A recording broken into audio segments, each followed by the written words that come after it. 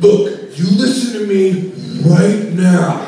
If we don't go out there and steal this sign, those fuckers over at Knox are gonna get that sign, and we're not gonna have the sign. So are we gonna go out in a snow blizzard and steal a cow crossing sign, or are we gonna sit here like fucking assholes, Fotis?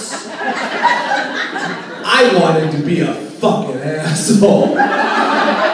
But my college life had taken sort of a strange twist. Lots of people did drugs and drank, and I did those things too. But the thing that got me and Brad Reiner excited was stealing signs throughout the Western Illinois area. It's what we did, it was our hobby. Our biggest sign stealing up to date had been the Wyatt Earp birthplace sign. There were several of them all throughout. I should tell you guys, we didn't steal stop signs or yields. So we were looking at me like murder. We stole, so the first sign we ever stole was the Wyatt Earp birthplace sign, which Monmouth, Illinois claimed. Lots of towns in Western Illinois claimed Wyatt Earp's birthplace, but Monmouth was the only one that had a sign. So, one night, late at night, around 1 in the morning, we ran out, and we grabbed it, we wrenched it off, and we took it. We were walking down the middle of the street with this sign in our hand. A cop drive past us, looked at us, and like most Monmouth, Illinois cops, was like, it's not worth the trouble. And he drove past. So we had this sign, and up until that point, that had been the greatest sign stealing thing we'd ever done. We had stolen other things like, you know, Foster's Milk and Monmouth Meat Exchange, because there was a meat exchange. But there was a sign out in the boony areas in right about 30 minutes south of Rock Island, Illinois. It was a cow crossing sign. It was the only cow crossing sign I had ever seen, and it might have been ironic, we don't know, but it was glorious, it was yellow, and it was this shape, and we fucking wanted it. And we also knew that those assholes at Knox wanted it. So, December, bad snowstorm. Brad Reiner decides that we need to go get that sign because the guys at Knox, they're not going to have enough courage. I say to Brad, I don't think we should do it. I drive a Ford Tempo and you drive a Ford Fiesta. It is literally a marble with wheels. There's no way we're going to survive. It's snowing, we can't see anything, the roads aren't plowed, and Brad says, we're doing it! This is the time of our lives.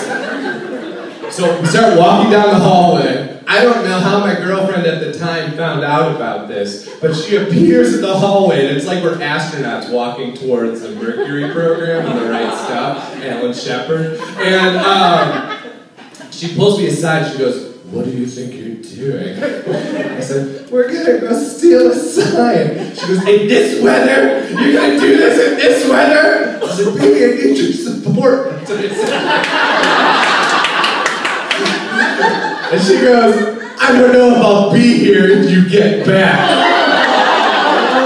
The if. So anyway, we go to steal the sign. So we're driving, and the only reason Brad knows about it is, in Western Illinois, there's nothing, and then high schools for 20 towns. One brick building. So we drive past the high school, and we'd all seen the sign before. We're going really slow, like 20 miles per hour. We finally get there, snow is blasting everywhere, and the pole, which was about this high with the sign on it, is now this high, and it's been sawed off. The fuckers at Knox had gotten the sign before us. We were furious. We didn't know what to do. So that's when I sort of figured out that that's how you just like, how do you deal with like feelings of being really disappointed and hurt and sad?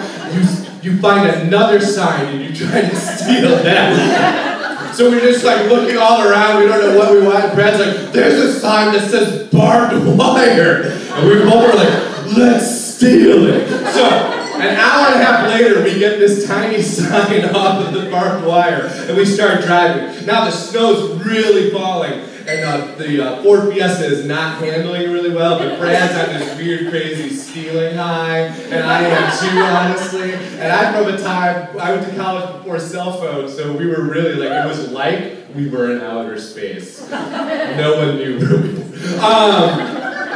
So we start driving, and Brad's like, oh no, I think there's trouble. And the car starts spinning out of control. So we really are a little white marble on this snowy road. And I'm screaming at Brad, we're gonna fucking die! And Brad's very pragmatic. He goes, I really don't think we are!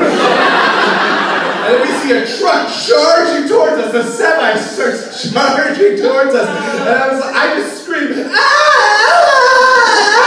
Because in those moments, you realize how you scream. Anyway, he avoided the car. He put out his hand for a weak high five. And we graduated 2 years later. Thank you very much.